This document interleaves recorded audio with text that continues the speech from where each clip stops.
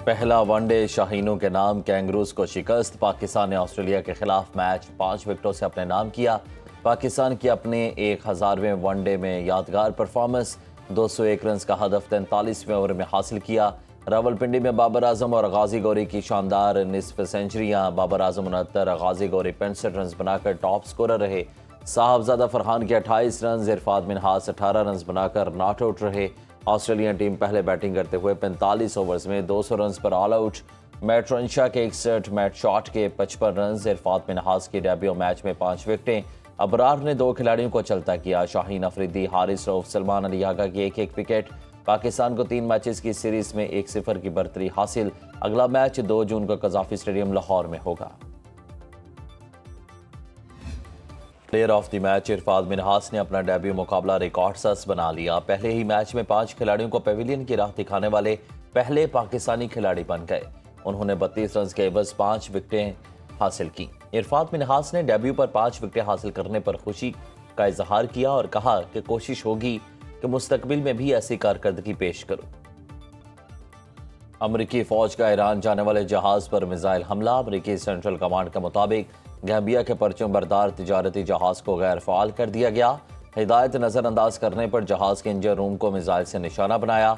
अब तक 5 तिजारती जहाज गैर फाल और 116 जहाजों का रुख मोड़ा गया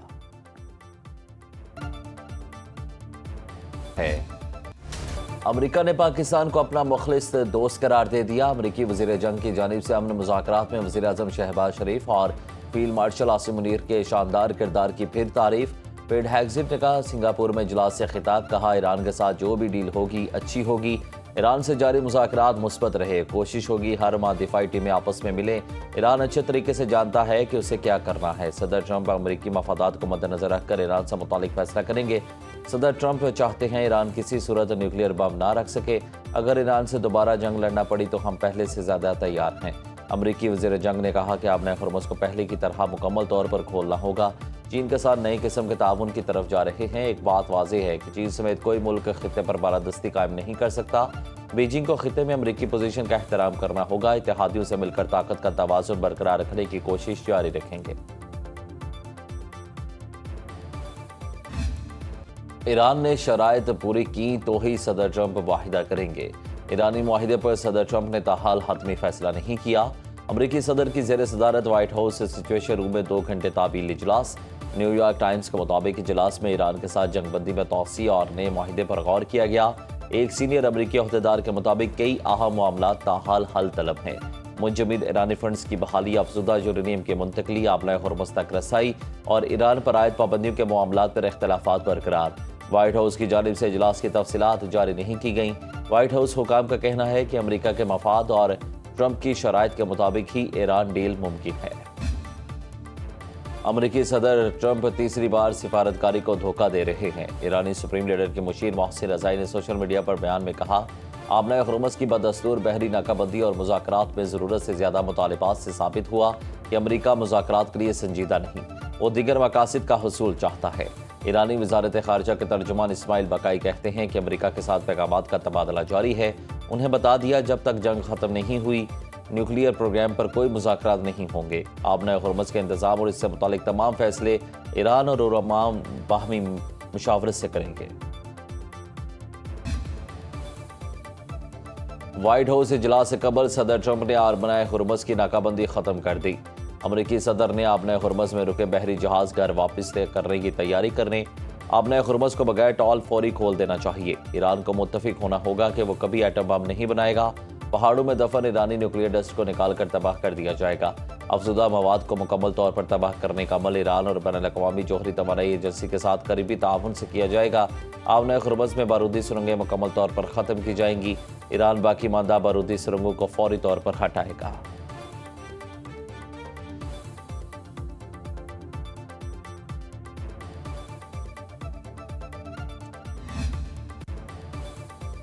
पालसरान इनकलाब ने दावा किया कि 24 घंटों के दौरान आबना हुर्मुज़ से 24 जहाज गुजरे। ईरानी खबर इदारे अरना के मुताबिक इन जहाज़ों में तेल बरदार टैंकर्स और कंटेनर बरदार बहरी जहाज भी शामिल थे, जिन्होंने ईरानी बहरिया से ज़रूरी इजाज़तनामे हासिल करने के बाद आबना हुर्मुज़ से सफ़र किया।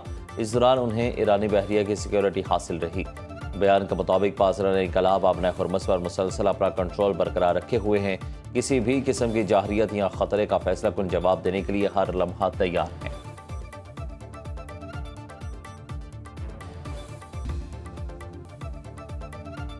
मुत्तहिदा अरब अमारात ने जंग के दौरान ईरान पर दर्जनों फजाई हमले किए। अमरीकी अखबार वॉल स्ट्रीट जर्नल का इंकशाफ। रिपोर्ट के मुताबिक यूएई ने हमले जंग के इब्तदाई दिनों से शुरू किए और जंगबंदी के ऐलान के अगले रोज तक जारी रखे। इजराइल के मुताबिक हमला अमरीका और इसराइल के साथ मुकम्मल हम आहंगी से किया गया, जिन्होंने अमारात को इंटेलिजेंस फराहम की। हमलों में आबनाए हुर्मस में वाक़ कशम और अबू मूसा जज़ायर, बंदर अब्बास, खलीज फारस और लवान जजीरे की ऑयल रिफाइनरी को निशाना बनाया गया। पेट्रोकेमिकल कॉम्प्लेक्स पर हमला इसराइल के साथ मिलकर किया गया। मुत्तहिदा अरब अमारात ने ईरान की तवानाई तनसीबात पर भी हमले किए।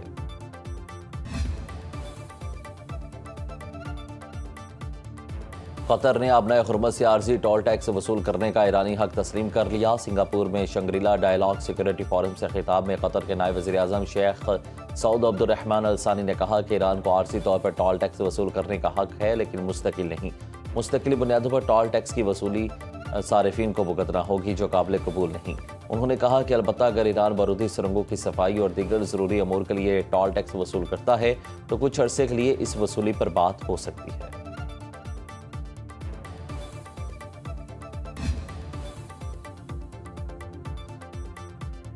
ईरान के दारुल हुकूमत तेहरान में नई हमलावर स्पीड बोट 27 रजब की रोनुमाई। जदीद speed boat 2 cruise missile fire करने की सलाहियत, मार तकरीबन 700 किलोमीटर। कश्ती समंदर में 3 मीटर बुलंद लहरों के दौरान भी मौसर अंदाज में ऑपरेशन अंजाम दे सकती है। नई 27 रजब स्पीड बोट को तेहरान के इनकलाब स्क्वायर में लाया गया, जहां ईरानी मुसल्लह अफवाज की हिमायत में मुल्क भर में जारी रैलियों के 90वें मुसलसल जंग जारी रखने के मौके पर आवाम की बड़ी तादाद मौजूद थी। फ़लस्तीन से मुतालिक पाकिस्तान अपने मौक़िफ़ पर कायम है। फ़लस्तीनी रियासत 1967 से पहले की सरजमीन पर कायम हो, जिसका अल-कुद्स अल-शरीफ दारुल हुकूमत हो। पाकिस्तान की हमेशा वाज़ेह पॉलिसी रही। नायब वज़ीर आज़म इसहाक़ डार की वाशिंगटन में प्रेस कॉन्फ्रेंस। कहा, अमरीका और ईरान के दरमियान पहली जंगबंदी पाकिस्तान की कोशिश से मुमकिन हुई। फ़लस्तीन को तस्लीम किए बगैर इब्राहिम मुआहिदे पर कोई लचक नहीं। वज़ीर आज़म और फील्ड मार्शल की क़यादत में पाकिस्तान को आलमी उफ़क़ पर नई शनाख्त मिली। 47 साल बाद अमरीका और ईरान के बराह रास्त मुज़ाकरात मुमकिन हुए। मार्का हक में पाकिस्तान को अजीम फतह मिली। कश्मीरी अवाम को अक़वाम मुत्तहिदा की करारदादों के मुताबिक हक मिलना चाहिए।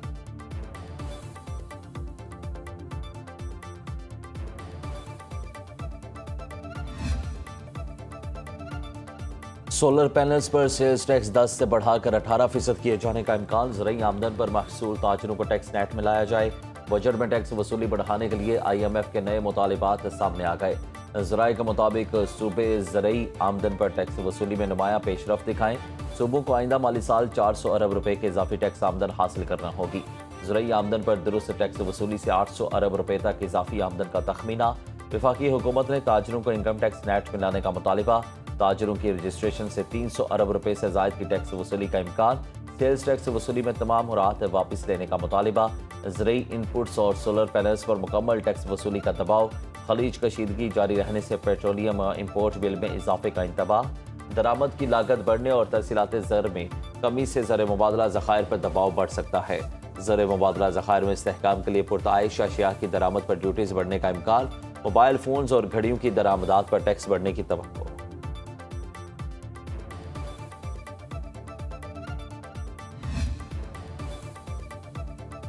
वफाकी बजट 5 जून का कौमी असम्बली में पेश किया जाएगा। वज़ीर ख़ज़ाना मोहम्मद औरंगज़ेब नए माली साल का मेज़ानिया ऐवान में पेश करेंगे। स्पीकर अयाज सादिक ने पार्लिमानी रहनुमाओं का इजलास 5 जून को तलब कर लिया। तहरीक इंसाफ समेत तमाम पार्लिमानी जमातों को शिरकत की दावत। इजलास में कौमी असम्बली बजट इजलास के शेड्यूल की मंजूरी दी जाएगी। अपोजिशन लीडर महमूद अचकज़ई 8 जून को बजट पर बहस का आगाज़ करेंगे। कौमी असम्बली लाजमी अखराजात और मुख्तलिफ वजारतों के मुतालिबात ज़र की मंजूरी देगी। मुख्तलिफ टैक्सों और ड्यूटीज़ में रद्दबदल के लिए फाइनेंस बिल भी ऐवान में मंजूरी के लिए पेश होगा। हुकूमत ने जून के आखिरी हफ्ते में बजट मंजूर कराने की हिकमत अमली बना ली।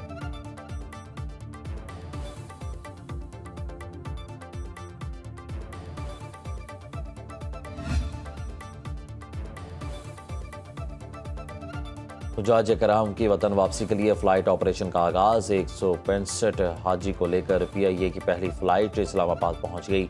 वफाकी वजीर पार्लिमानी अमूर डॉक्टर तारिक फजल चौधरी ने हाजियों का इस्तकबाल किया। इस्लामाबाद एयरपोर्ट पर महकमा हज, सिविल एविएशन अथॉरिटी और दीगर मुतल्लिका इदारों के अफसरान भी मौजूद थे।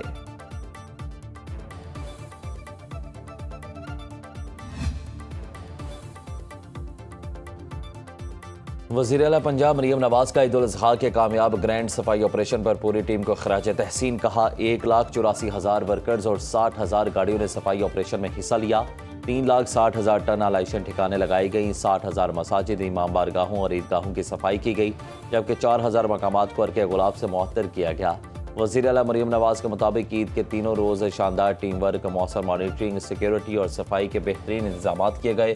बेहतरीन इंतजाम के बायस आवाम को नुमायां रिलीफ मिला और सुबह में सफाई का आला मयार कायम हुआ।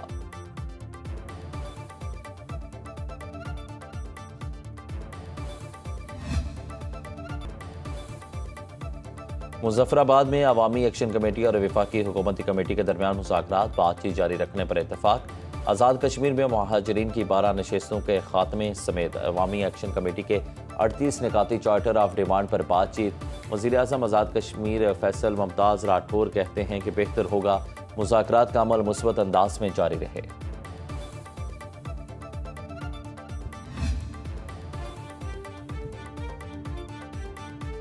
ड्रग डीलर अनमोल और फिपिंगी से मुतालिक मुकदमात की समात में नई पेशरफ्त। वीमेन जेल सुपरिटेंडेंट ने मजीद 2 मुकदमात में मुलजिमा की वीडियो लिंक पर पेशी की दरख्वास्त कर दी।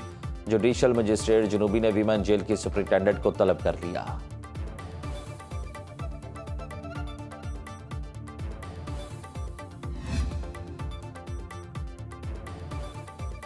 नाराज धड़े को मनाने के लिए वज़ीर आला खैबर पख्तूनख्वा सुहेल अफरीदी ने आज पार्लिमानी पार्टी का इजलास तलब कर लिया। नाराज धड़े ने भी अपना इजलास आज बुला लिया, जिसमें पार्लिमानी पार्टी इजलास में शिरकत करने या ना करने समेत आइंदा के लाए अमल पर अहम फैसले किए जाएंगे। वज़राए के मुताबिक तमाम अरकान को पेशावर पहुंचने की हिदायत की गई। 39 अरकान असम्बली ने इजलास में शिरकत करने या ना करने का अब तक कोई जवाब नहीं दिया।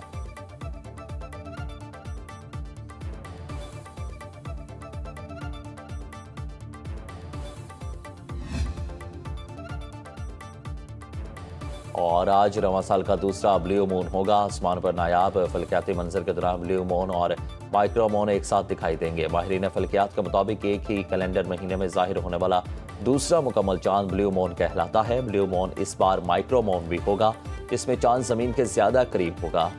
ये हसीन इम्तिजाज आसमान पर दिलकश मंजर पेश करेगा।